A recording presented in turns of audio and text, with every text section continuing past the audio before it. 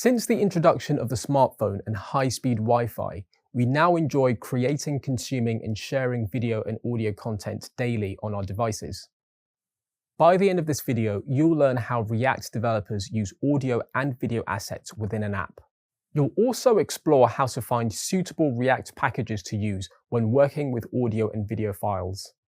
Let's begin by exploring a method to load a local video asset into your React app using just HTML.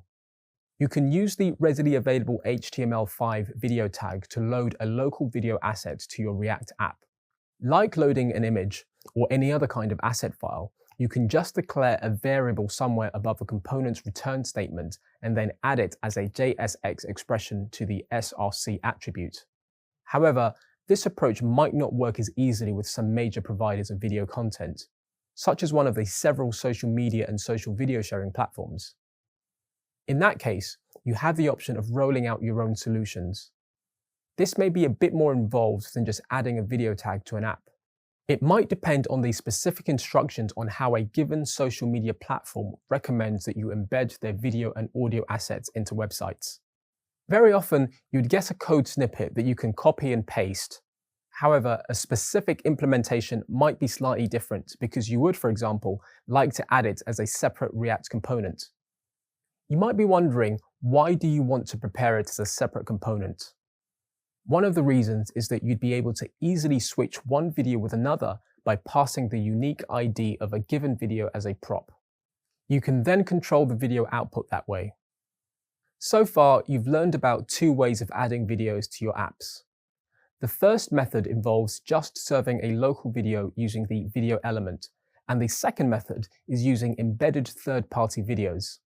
There's another approach you may consider, namely using a third-party NPM package to streamline the process of adding videos to your app. The NPM package ecosystem is huge.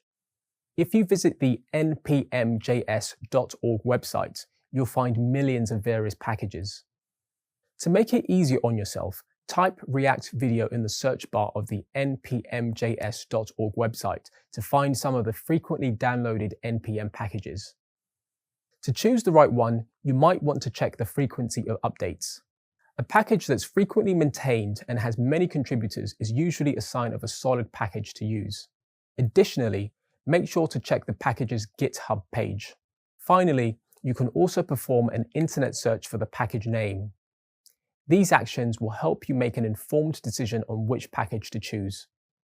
An example of a package that fits all these criteria is the React Player package. Visit the package's GitHub URL at github.com/cookpete/react-player.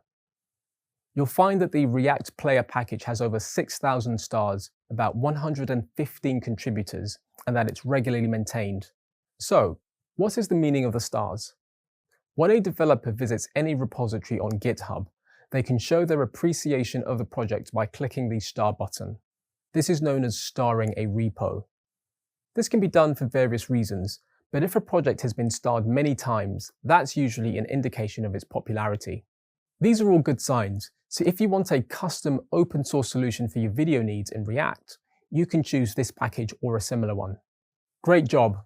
You now have a general idea of how to use audio and video assets in a React app, and how to find packages using npmjs.org and github.com.